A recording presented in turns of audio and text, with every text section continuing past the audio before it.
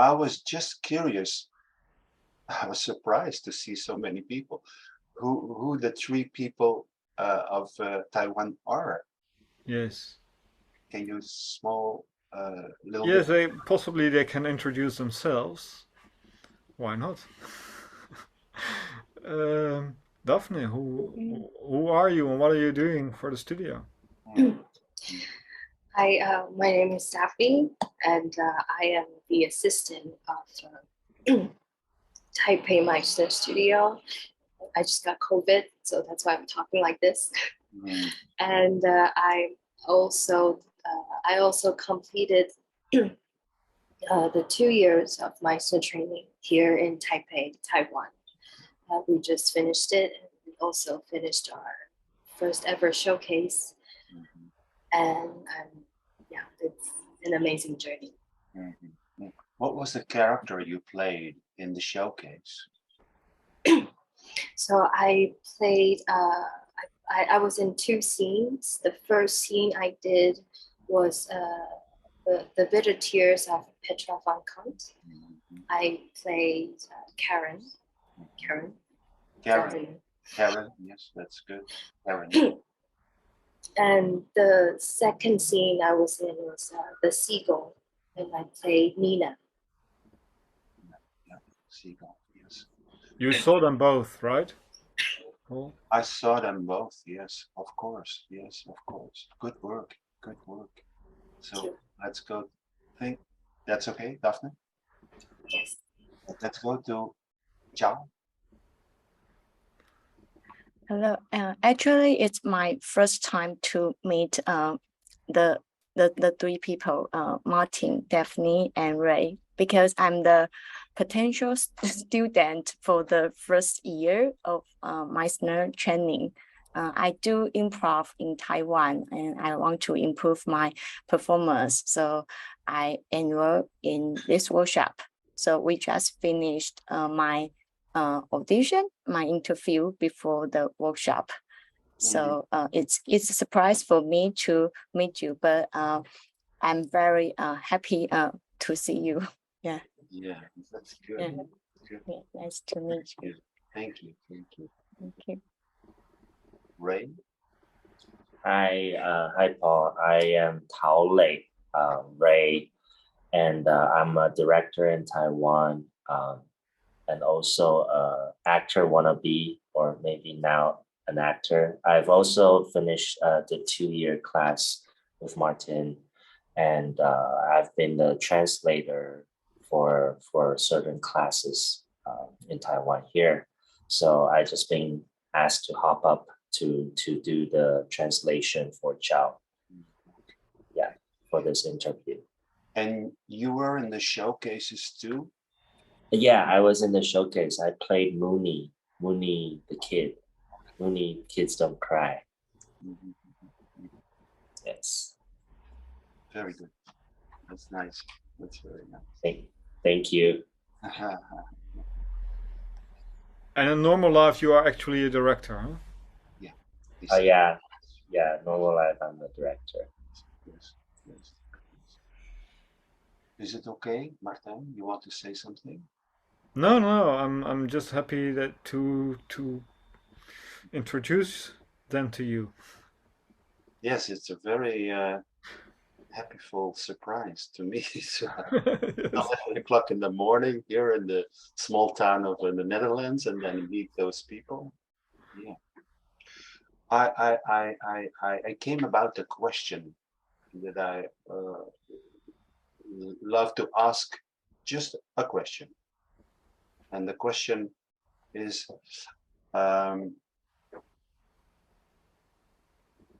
when does somebody need to act? When does somebody needs to act?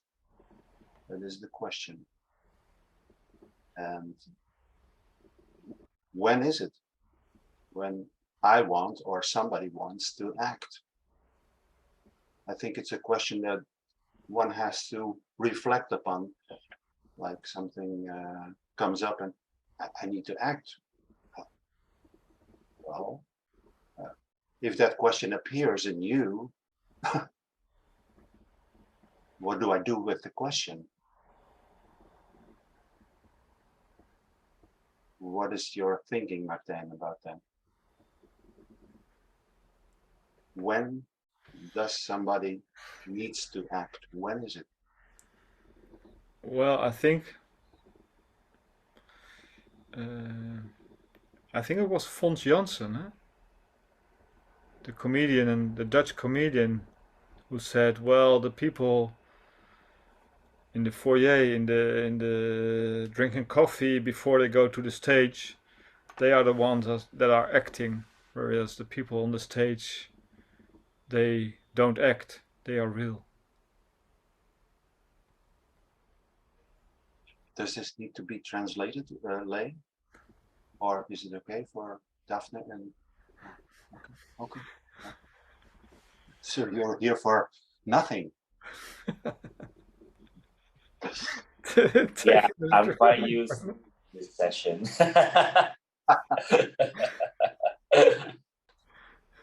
Which is good, easy money, right?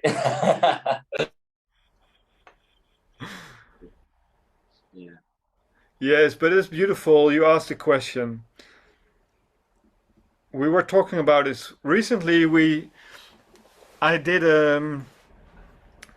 helped a group of former Meisner students to do a live improvisational performance on a theater festival. We actually did 12 performances with 24 scenes. So each performance consisted of 2 scenes. And it went on for 4 days. We had 3 shows a day. And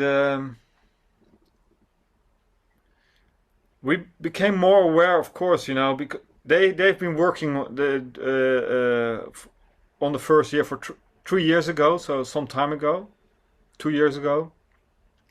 I'm not saying they were rusty, but of course you need time to remind yourself what's the most important thing that you're working on in the first year. And the switches of your emotional life, you know, going up, transitions, going from very happy to totally enraged, or well, what any other emotion. That requires training. But the beautiful thing is, when you look at a baby, you know, they switch from total happiness to brutal anger in less than a second, you know. And it's so, being like a baby, that's actually what you need to be as an actor. It is actually the 1.5 year baby in the actor that acts 1.5 year, and the mind starts to develop something. It's the 1.5 year that really acts, nobody else in the actor. So you kind of make contact with the 1.5 year baby and 2.5 year baby. That's it. 2.5, 3 maximum. So yeah, and you know, I was discussing this about the difference in behavior between Taiwan and the Netherlands, and someone was saying, you know, yes, I go to Asia a lot, to this and this specific country.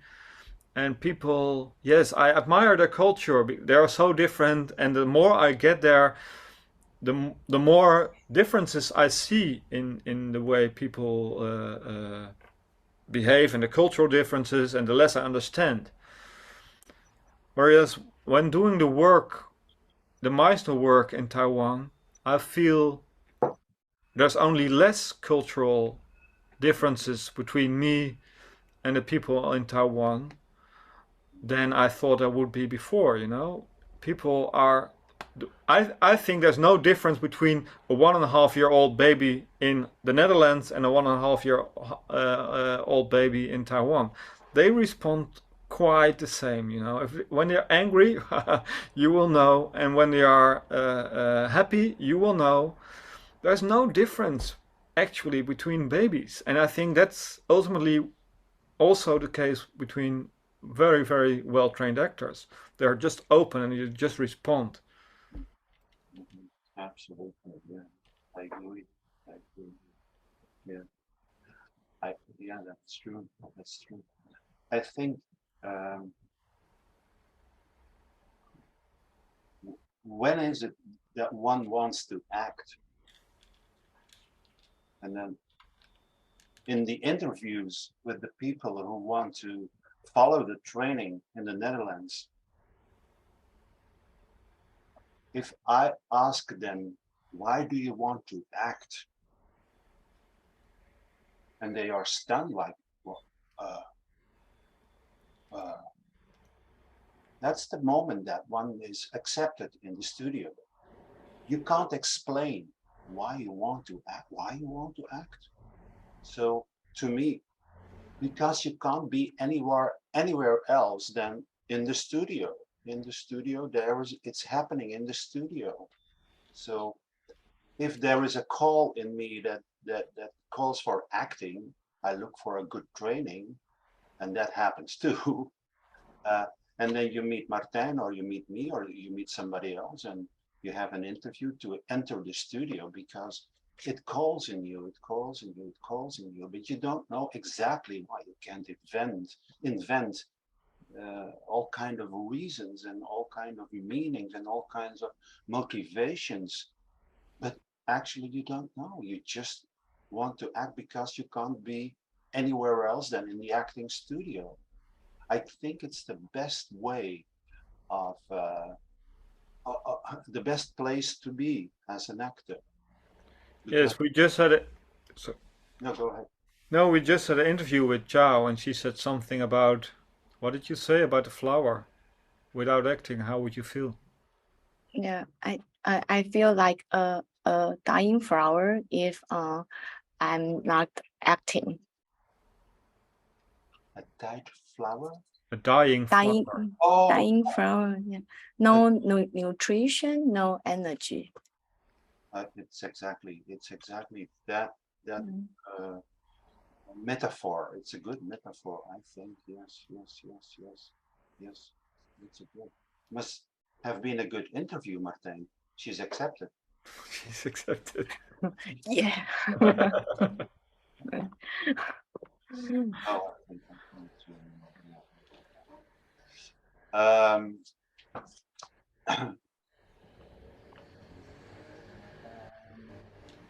I have another question, Martijn. Is that okay that yeah, sure. Yeah.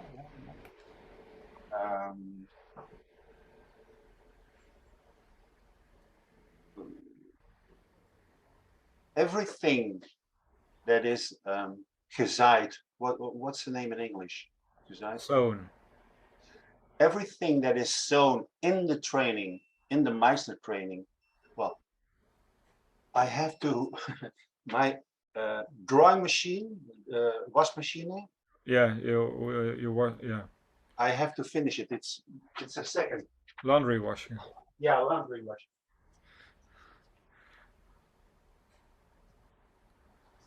Done. So everything that is, who was zaaien ook weer? Sown. Sown in the training from the very first lesson till the end, till the very end of the second year. Every thing that is sown will grow. Everything will grow. If it's sown well, and if it's understood well, and if it's done well, it will grow. The teacher doesn't know how or when or what quality it will grow, but if he has planted the soul, is it correct? Yeah. Yeah.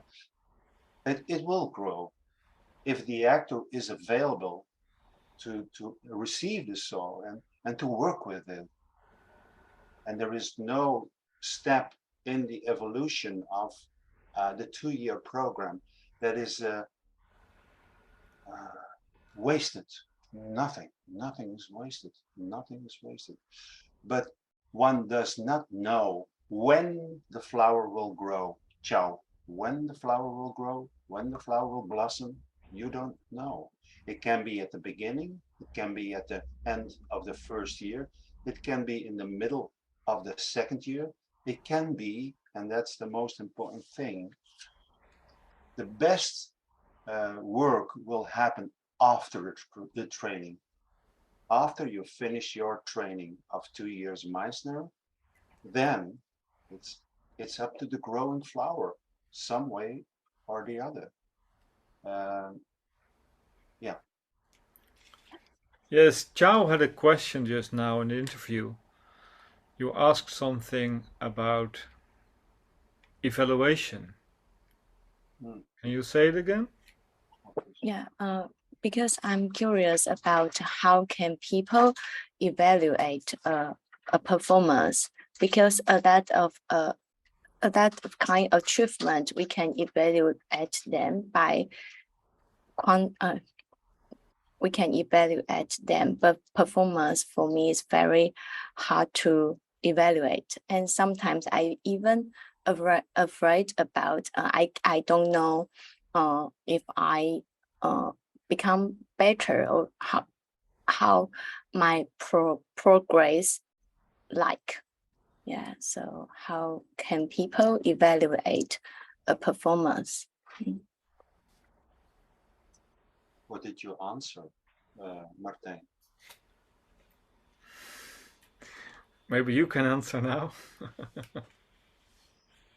Well, I agree completely with the question. It's such a good question. I've been teaching in different schools in the Netherlands and in Belgium too, and there are all those categories. You have to be good, medium, or not good. But it became such a hard task for me to do that. So basically, well, it's understood that it's needed to evaluate, but I started a couple of years ago with self-evaluation of the actor, reflecting on oneself. And that's well, but you have to tell me if I'm good or not. No, you will know if you're good or not. There was a door slamming here, sorry. If the work is well taught, if the teacher is teaching in a very correct, perfect way, I believe that the reflection on oneself is the most important thing. And there is you can't learn acting. I use the word learn to learn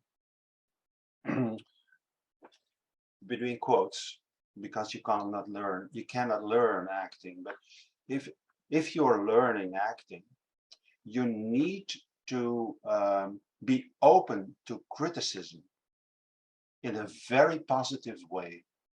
Criticism from a person that resonates with you. If the person that resonates with you a kind of oh, there is a phone going here. I have to wait till it's finished.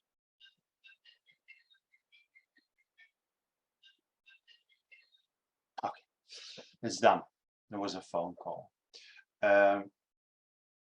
Yeah, on the self-reflection. If the work is well taught, then the self-reflection works. And in case one does not can't reflect on oneself during the Meisner work, the first year's work, the second year's work, if you really can't do that, I think it's a very big problem. You should quit one should quit the training. It's not me who's gonna tell you, you are a good actor, you're a bad actor, that is good, that is bad, that is, no, it's you yourself during the training who can evaluate yourself if the training is well thought.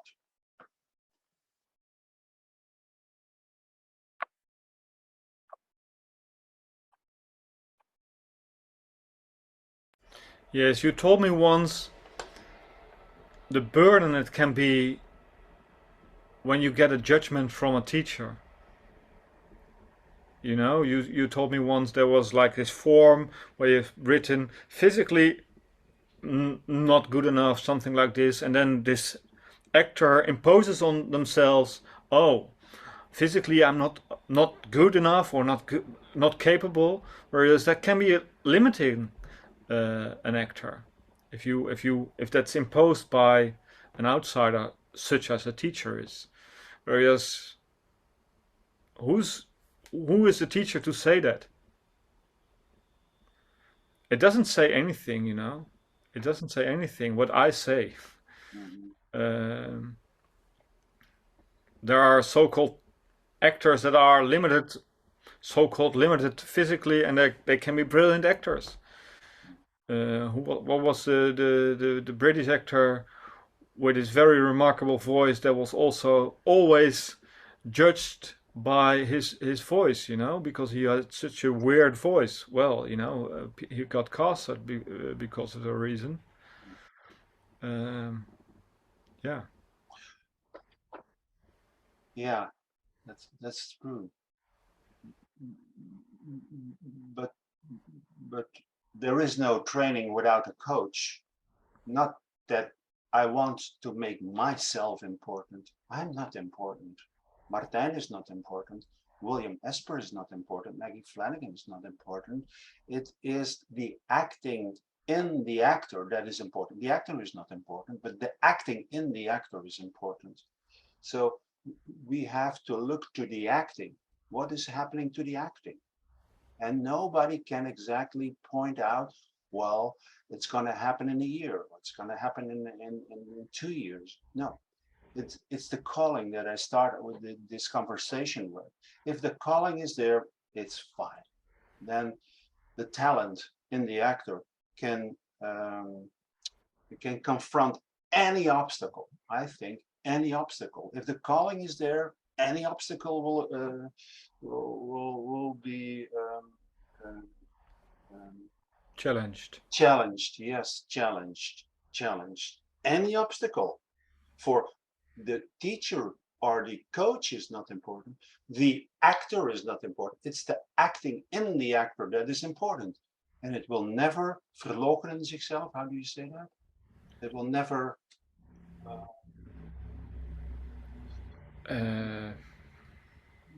cheat itself. It will never cheat itself. Never. So that brings me to not to talk about Martijn or William Esper or me or Maggie Flanagan or Ted Knickerbocker, but it's the same for the coach. I'm not the coach. I'm even not Paul Dekker. I'm just involved through life by acting. And to be honest, I'm almost 70 years old. So I was wondering, okay, is there a time to maybe stop and deliver my studio to a person who's gonna follow it up? But it called me again, and it keeps calling me. And I was really open to quit, to kind of quit the business of acting if they don't call me.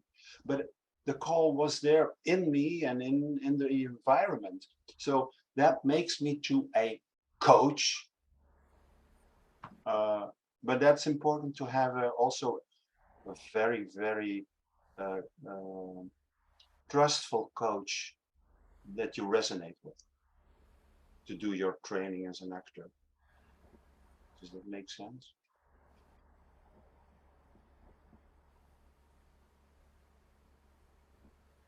It's not about the coach. It's not about the actor even, you know. It's about getting together and doing the work. It's about the work. Yes.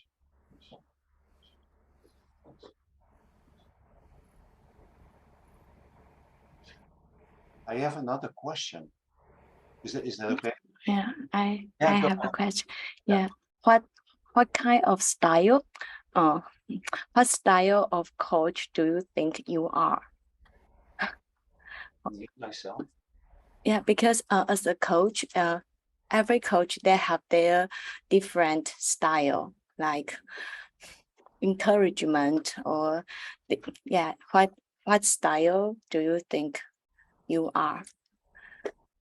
I'm curious because I am an improv coach, but I think I'm very rational, and I think I'm like a coach, like a climb the rock, a coach who teach climb the rock. If I notice there's a rock, the student can touch it, but he or she said, no, I can't. I will push him or she a lot. You can, but maybe it's not good for everyone, but I'm that kind of coach. And I'm curious, how do you think about yourself? What kind of coach, if you are coach, what style you are? Yeah. That's a very worthwhile, good question. I really cannot answer it. I really cannot answer it. That's the honest thing. I'm here. People come to the studio probably because of the way I coach them, but I'm not aware that I have the goal and I'm not busy with how would I bring people to that level. I really, the way you ask that question, it's such a wonderful question.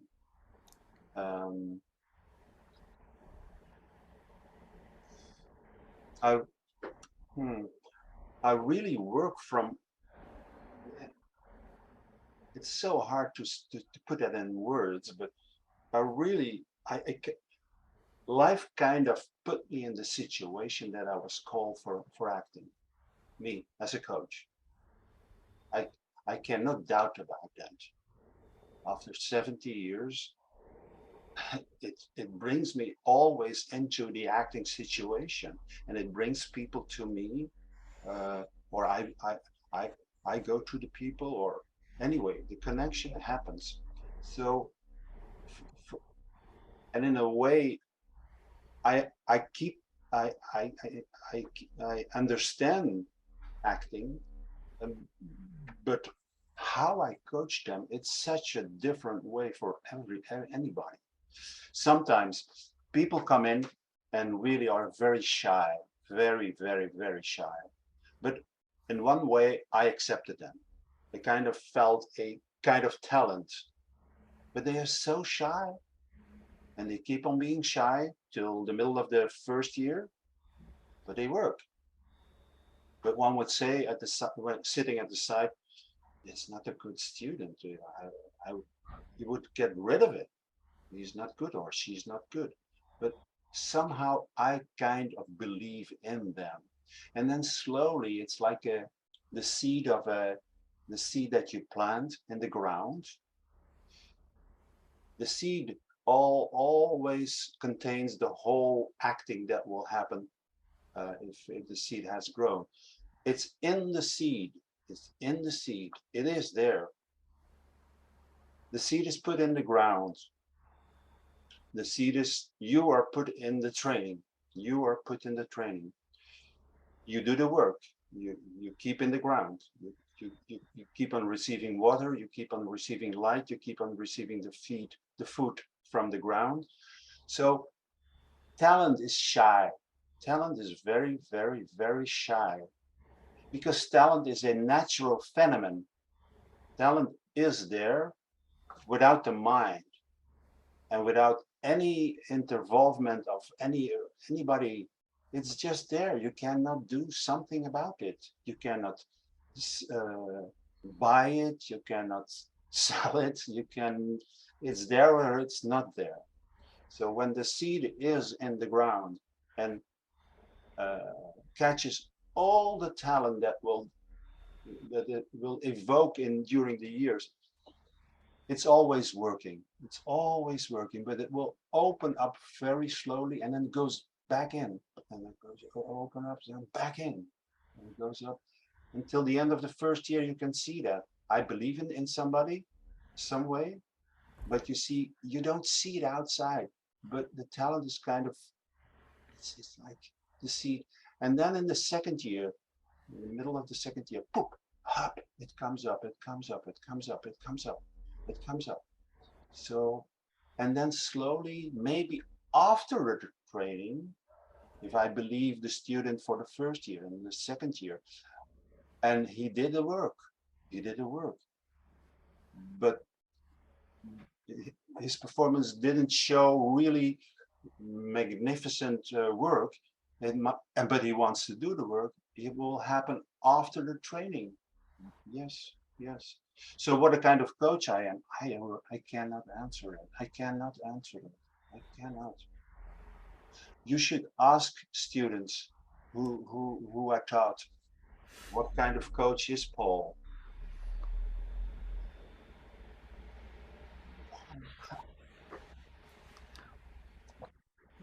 In sports, they sometimes divide two types of coaches. The one is more the inspirational coach, the other is more the technical coach. The inspirational coach usually works in the first period of time to coach a team, because with willpower and with all the enthusiasm, you get things done and people, yes, let's do it.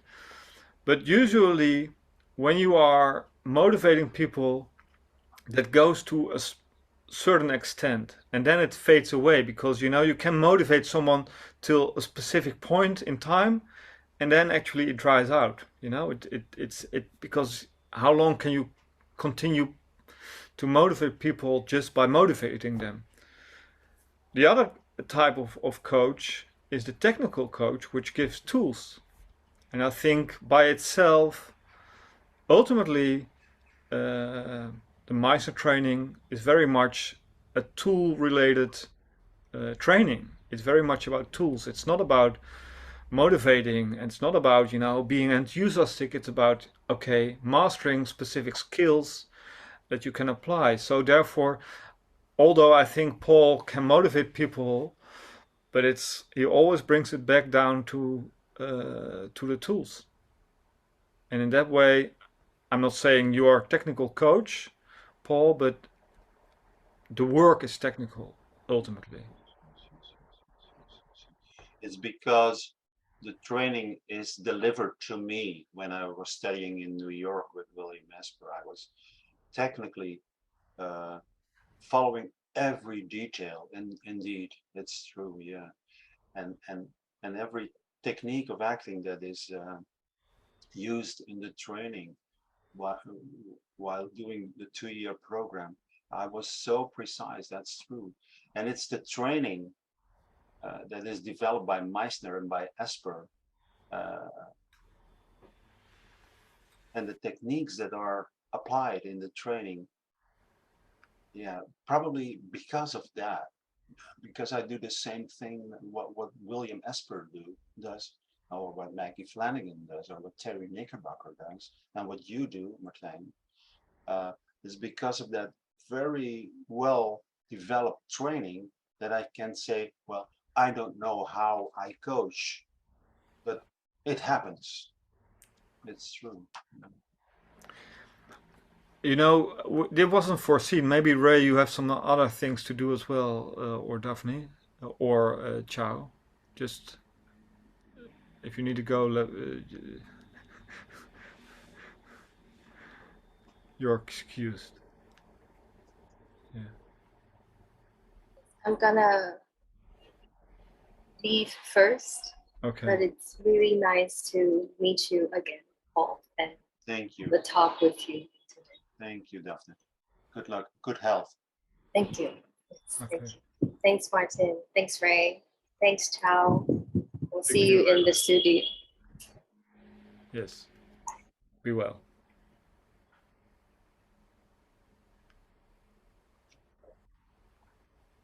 Do you want me to ask another question, Martijn? Yes. Are you still open to answering, Ray or Chow? Yeah. Or me.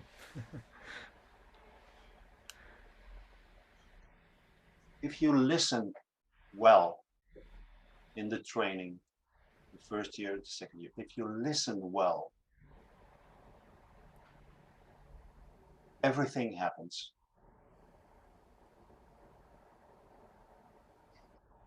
It's not a question, it's a statement. But if you listen well, every minute second, everything happens. If you don't listen, nothing will happen. I think, go ahead, Ray. Play. Oh, I have a remark on that. Because like when I was taking the training for 2 years, I really was focusing to listen. And what I did was I listened so hardly that like my eyebrow starts to frown, you know, and then sometimes I feel like because the whole training I have tending to like explore my sadness territory. So like sometimes I think it was after the training to bring back to Martin about being a baby and having like all different kinds of emotion in all the different split seconds. It was after the training that I started to realize listening is not about like really focusing, but about complete relaxation in all the muscles and just like be there and be able to be affected. And what it does to me was like when I listen with a complete relaxation, then really like the sound from the other person or the behavior from the other person start to affect me tremendously more than like I was like really like I need to listen, that when I was trying to push myself to listen. Very clear. Yes, absolutely. That's exactly. Yes. Yes. Yesterday we had a class with Janice, and Chow was there for the first time, and she starts the class with an exercise which is called time in which to do nothing, which is a kind of a mindfulness exercise. You know, you just sit down on a chair or you lay on the floor, you just try to breathe and try to feel what is the feeling beyond the daily rush, the daily buzz, the daily distraction. You know, you can feel, I have a sore neck. But you can also feel, I'm very sad. Or I'm very happy. And that only comes up because of relaxation and being open and being aware. And relaxation is really such an important starting point. And it starts with the body. Mm-hmm.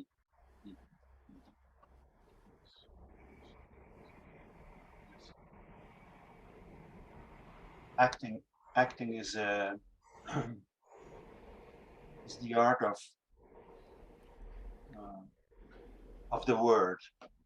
It's the art of the word. Acting scripts or drama plays or written. And it's up to the actor to act those characters in the script. Even when it's very physical, without words, it remains an art of words. So, and when the actor appears in the space of a performance, he's always connected to what we call an acting object. Always, even when he has a monologue, a soliloquy, when he talks to himself, he's connected to an alter ego. He's connected. So he has to listen all the time. There is no second in acting. That the listening can be excluded. You can close your eyes, you can close your nose, you can close your ears. No, your ears you cannot close. You cannot close your ears in acting. You cannot. You're going to be disturbed from everything around you. But it's in the listening that the reaction can happen of the character. Only in the listening. So that's the reason why listening is trained from the very, very first class in the Meisner training, the listening to the acting object, and it continues till your death. Yeah. When you listen, everything can happen. You listen also to the script you read. You read the script and you listen to the words. You're gonna be involved into the character of the script. You listen to the other actor when you respond to the other actor. It's always listening. Yeah. Yeah, I do improv. Yeah, I do improv in Taiwan, and listening is also very important, but also be very hard for improvisers because we co-create the same story. A group of people that have no script, and they co-create one story together, maybe 5 minutes, maybe 70 minutes, a long form improv. But if we focus on the plot, we will miss, we cannot listen. So yes, when you mentioned when you listen, everything can happen. I agree with that. For example, if on the stage there are 6 or 7 people, they are very busy to make clear the mistake, because sometimes we will call the wrong names, because if we do 70 long form improv, become confused, it's often happen if we not focus or listen very carefully. And sometimes when we just throw the idea we have, we only focus on expressing ourselves. It can be very confused and chaos. But if anyone he or she just pop out and just look at one person and say nothing, it also can make your partner become more calm down, because he or she noticed, oh, someone is really listen to me, and maybe the partner can also listen to he or her own breath, then be more present, not focus on the plot or what idea I have. Exactly. And the same thing, what you are talking about, Joe, happens when you have words from the script. One actor knows his text, knows his actions, knows his objective, works from the point of view of the character. But that is rehearsed several times maybe 100 times. So that's okay. But when you and I, are in the play, and the play has been written, so you know your text, your objective, your actions, and your work from your character, I have to leave that everything alone and really work off you. But from the point of view of my character, of course, but it's the beginning of every acting. It's listening. So, but that's a good comparison to compare it with improvisational acting. Yeah. Yeah. Mhm. Yeah.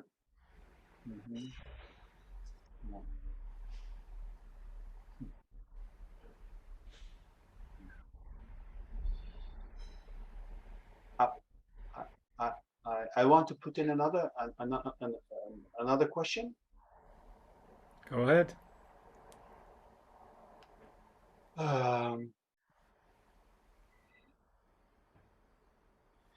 In life, in real life, we try to claim every action we do. In real life, we try to claim every action I do.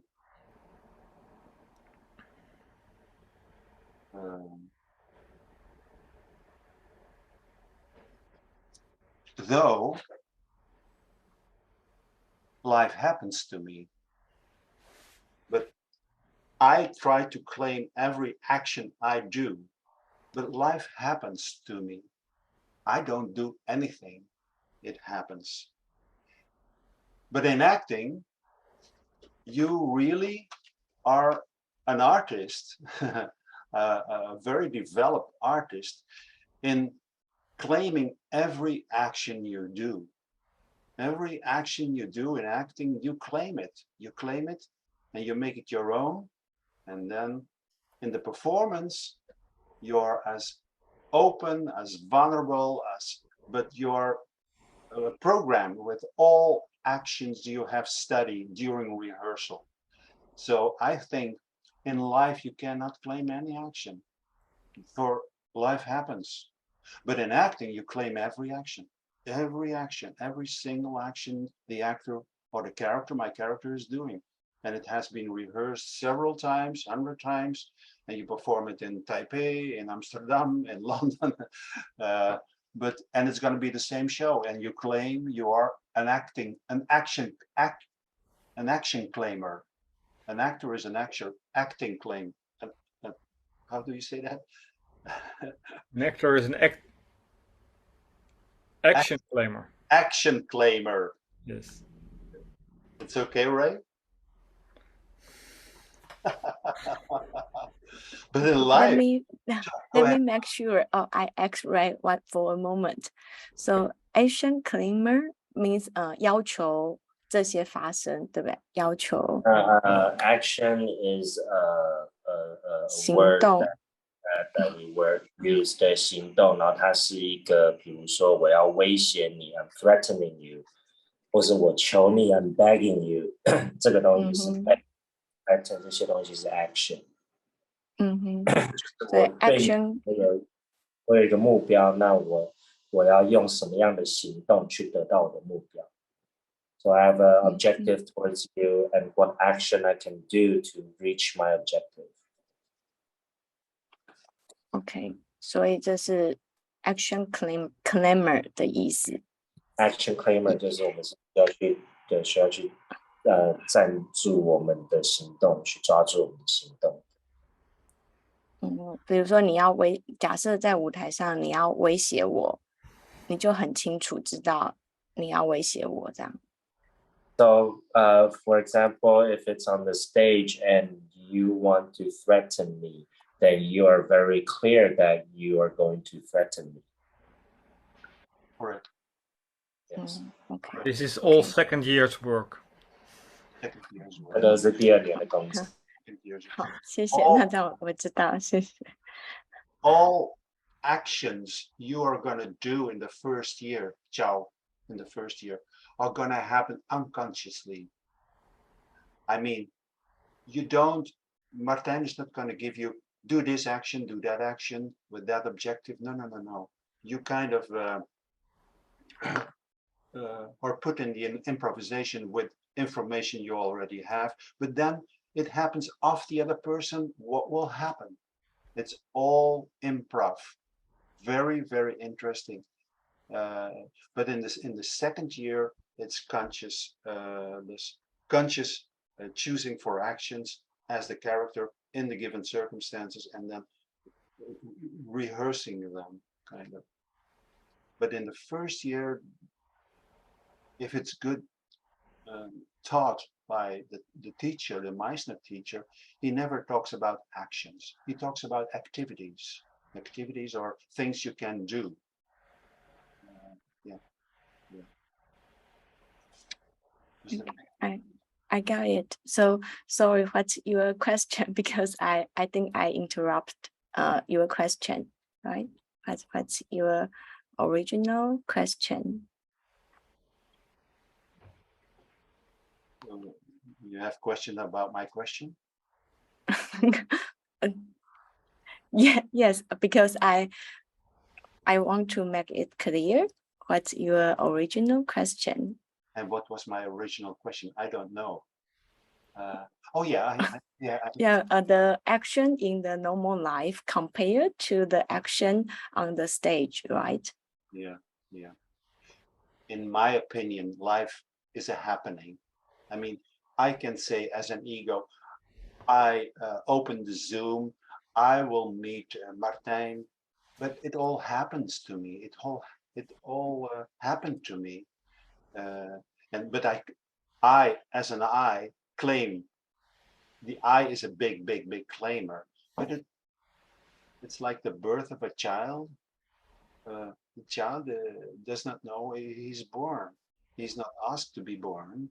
He's not asked to not be born. He is there, and he happens till the end of his life. So no action can be claimed in life to me. But as an actor, you are an artist, a very technical, artificial, artistic artist in actions, in handling actions consciously with full mind and full operation. That's the what was the word we use? Or Martijn? What was the word? We are enacting. Action claimer. Oh, action claimer. Yes, you are a specialist, a technical specialist in action claiming.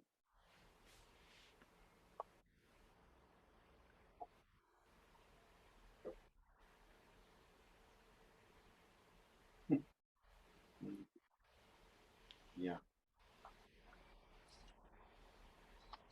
I'm curious. I have one question. So, like you said, like action just happens in life. Like life just happens, and we make decisions unconsciously. But like, and we also said like when we're performing, we want to put our ego aside. We want to forget ourselves, and we focus on the other person. But at the same time, we do all these action works beforehand. So like when we're really like on the stage performing, like how do we transform from the conscious mind doing all these action works into letting it happen like real life on the stage? Listening. I think everything that has been rehearsed, from actions, objective, connection with the given circumstances, the spine of the character, you all know that it's all programmed. It's all you're involved in it, so you can leave it alone. But it will be there. It will be there. So when I go on stage, I listen, I see here and now for the very first time my opposite uh, actor companion. And it's that open freedom that makes it real truthful acting. It's listening, listening, listening, listening with everything programmed in me, But for the first time, I hear what he says. I feel what he says. I respond for the first time to him, and we don't talk about the moments before. They are gone. They are gone. But it's every moment, from unanticipated moment to unanticipated moment to unanticipated moment to unanticipated moment, and it continues till the end. You cannot go till the end. You cannot go in the moment. You cannot be anywhere else than in the moment.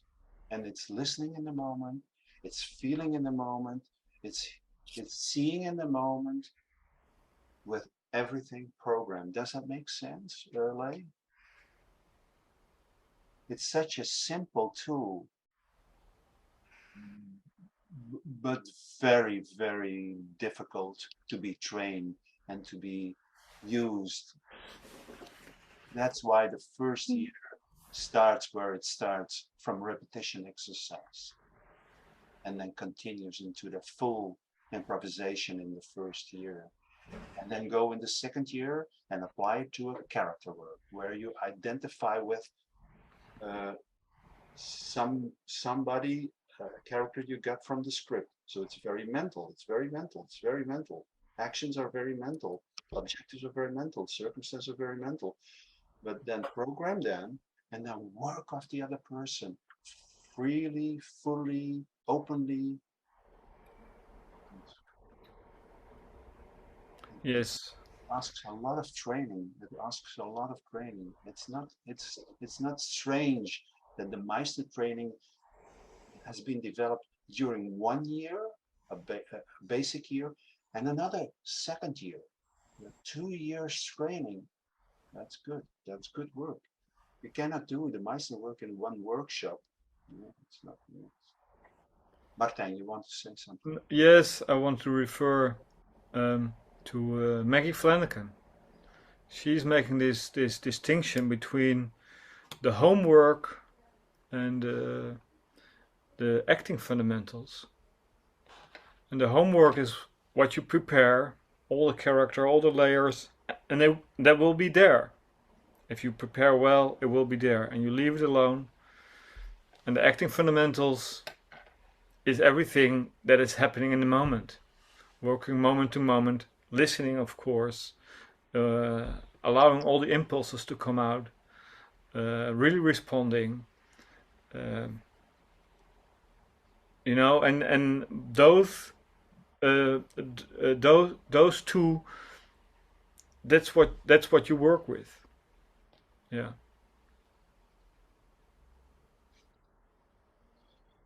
Adding to all the things we talk about, I think an actor, a truthful, artistic, technical, very well developed acting instrument, an actor, if it's a woman or a man, I think he must have a tremendous humanity, a tremendous humanity, being under kind of receiving and understanding anything of humankind. Does one say that? Yes, human nature. Empathy will be, of course, Empathy. Yes. a word that describes your humanity. Yeah. Yeah. But knowing that he is an actor, and he's not a musician, he's not a dancer, he's not a drawing paintings or something. That's another art form, very, very important. But one is an actor with a huge feeling for humanity, unbelievable receiver of humanity in any form, in any kind. Yeah. Go ahead. I have a question. So we used to be so like we are full of empathy. I mean, I am full of empathy when I was a kid, and I believe a lot of people are so as well. But as you grow up, you know, you start to close up. You start to close up. When you're a child, you see a poor guy, a beggar on the street. You probably would like feel they're really poor, and you want to give them money. But then when you grow up, you know, you're like too busy on yourself, and you go past a person on the street asking for money. You either suspect them like they're lying or something. You just walk by. Like that happens in Taiwan a lot. And Yes. I'm just curious, like, is empathy something that you can train to have, or it's just something you have it or not, or like the amount of it? What I found, well, you wait for your answer, Paul. Go ahead. What I found in Taiwan was, especially in the beginning when we do the activities, independent activities. I'm not sure if you also saw that in your class, Ray. People are competitive, so they like them when someone is failing, and you know, you're failing, I love it, you know, they and this feeling of competition, what I spoke about and I heard from people, has to possibly to do with the educational system, where people really have to be better than others. You know, you have to be the first, the best in class, stuff like this.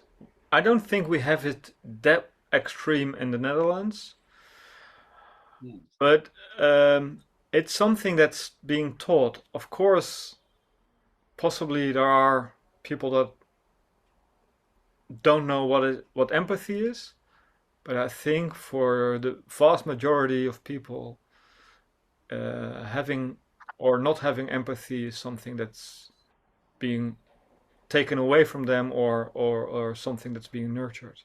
But maybe, Paul, you have a different view on this. Can you put the question again, Lai? So as a person, like as a grown up adult, like, is it possible to train your empathy, or is it possible to, how do you find back the empathy that you have as a kid? I think doing the Meisner work is the training. If you do the Meisner work, if you follow the rules, or there are rules, it's an art form, so there are rules. It's a very well developed training in the first year. If you follow the rules, if you do the work, if you get the feedback, you grow into becoming a vulnerable actor. That's for sure. That the training in the first year is the technique to become vulnerable. Yeah, that's very. And afterwards, the training continues in the second year. The training makes you vulnerable.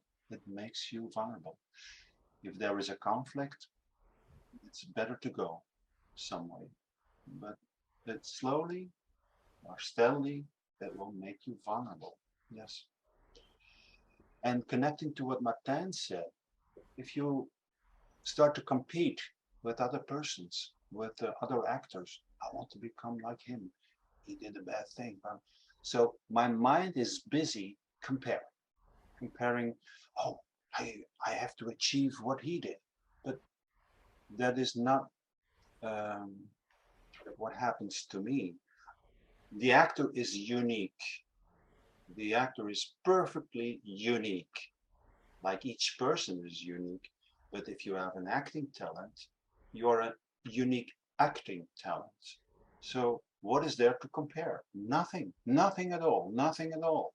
Any comparison will destroy my truthful response to everything. Everything. I have to be open, vulnerable, available to be done to, and I will respond. So if that principle is really explained well in the training in the first year, it's explained every second, and with every step of the development of the training, you are not receiving him, you are not responding to him in the moment. If that is trained in the first year, I think it's the only way to apply to the vulnerability into acting, to acting. So, yeah. But there is to be that 1.5-year-old child that needs to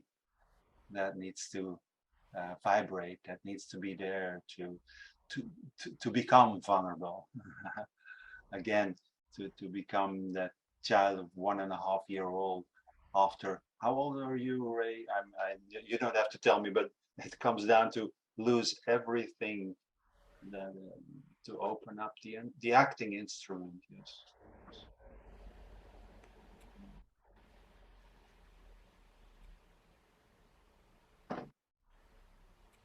What is there to say? I'm done with my questions.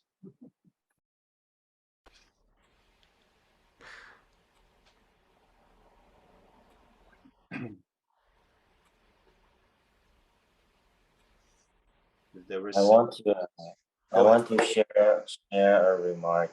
I think Martin says before is like why as an actor you're hired, and you're hired because of your unique individual behavior, and so that really gives me the light that there's no good or bad, and experience is an experience, and you are you. So however you respond is the unique you, and and that is the precious thing that we should nurture and develop. I completely agree with that. I completely agree with that. Yeah. Your individuality, who you really are, like what Esper was saying.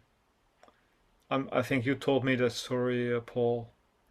He had a showcase every year at Rutgers, and agents, casting directors were flying in from all over United States to watch his showcase, right?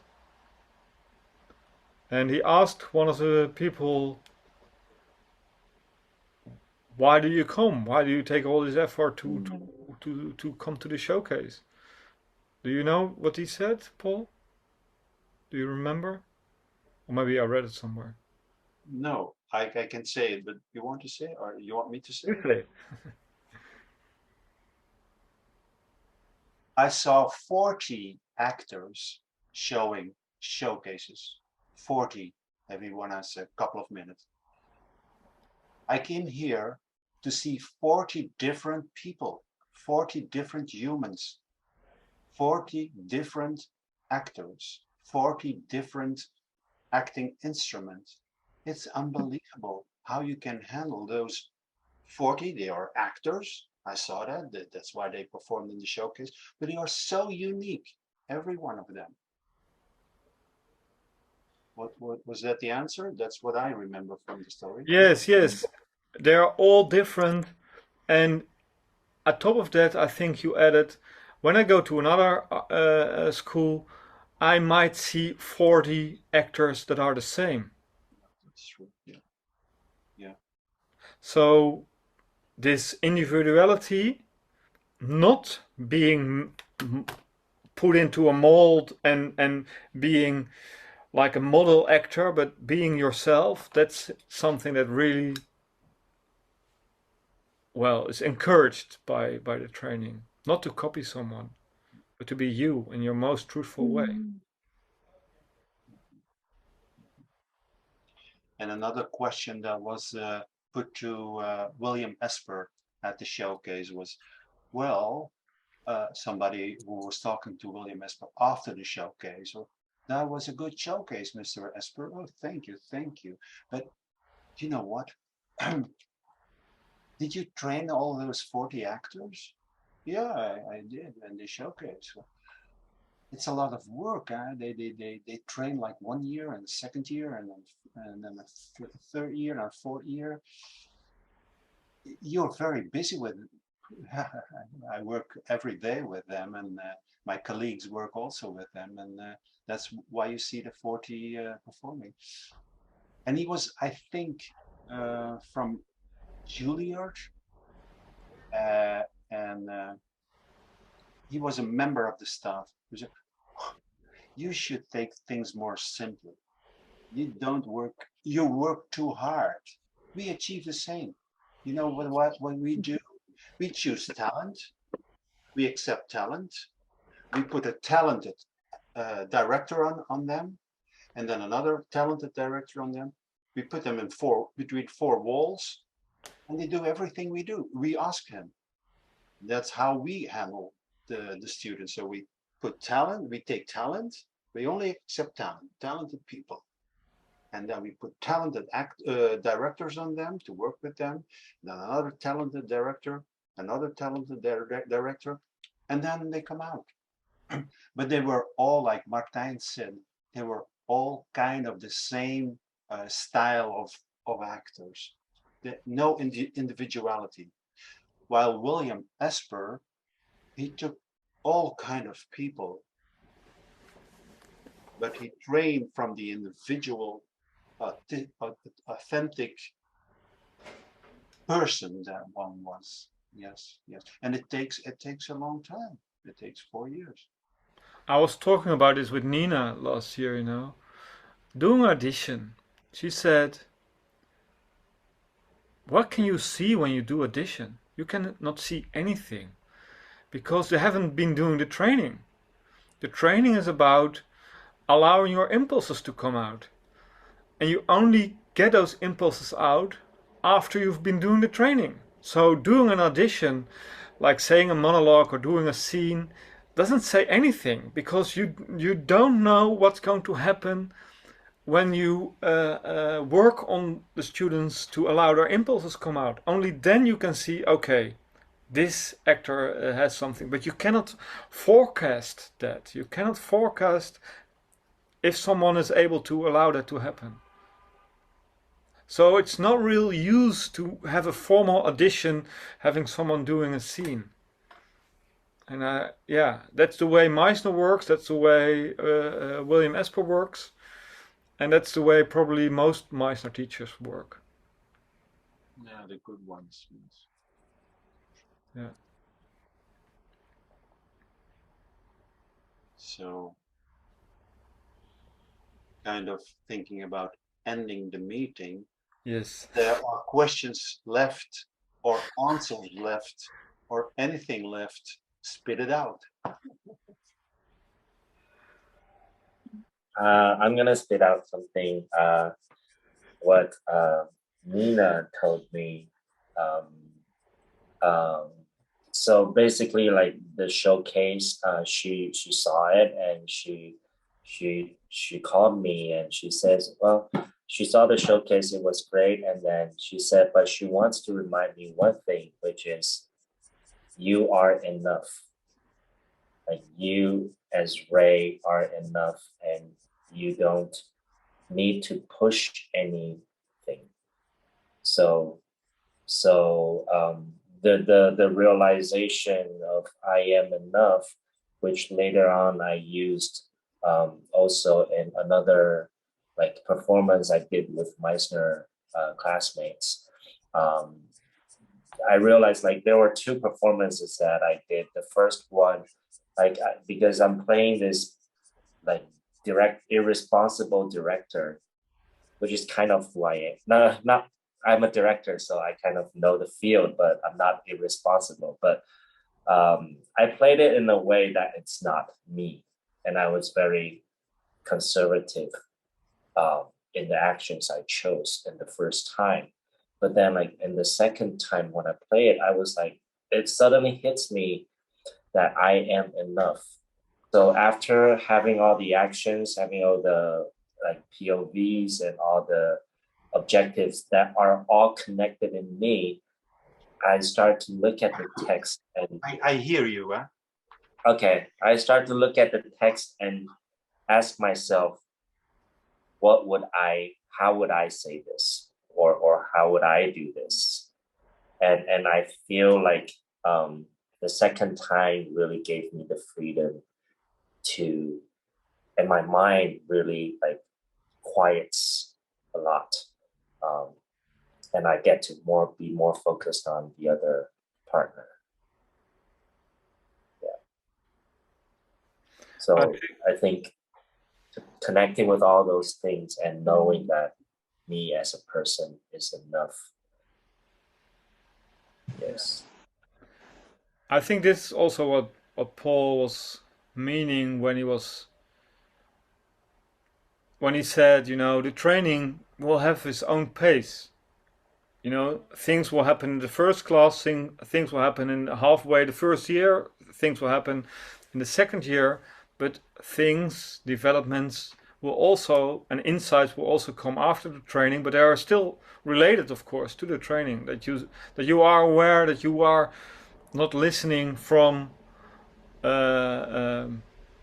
relaxation, but from strengthening yourself. That's, of course, it will be helpful to have this in the first class, but it's something that needs time. It requires time to let sink things in, and in a way it's the same issue. What Nina was saying about you are enough is the same as I need to listen carefully in the first year. It's the same. And the thing is, you will encounter this same issue over and over and over and over and over and over and over again, as long as you are exploring yourself as an actor. Did I understand well, Lei, that it has been an okay feedback from Nina after all, that you are enough? Was it? I'm sorry. Can you say it again? Was it an okay feedback from Nina that you are okay after all? I am enough. So enough. Yeah. It was a very good feedback. Okay. Yeah. So that, like, however I felt when I really connected to the circumstance, I do not need to push anything for my emotion, for anything, but just respond without anticipation, without pushing, but yeah. But the behavior will be there. And like, I think before I tend to feel like, I need to put extra effort into something, but then I realize, no, I don't. Like now I'm listening to all of you. I don't need to really focus because I know I am listening. You are very present in this talk without doing anything, somehow not doing nothing, but really listening, really responding, really ask questions, really it's an appearance that is very present, both of you. Also Chao. It's true, it's fully true, it's fully true.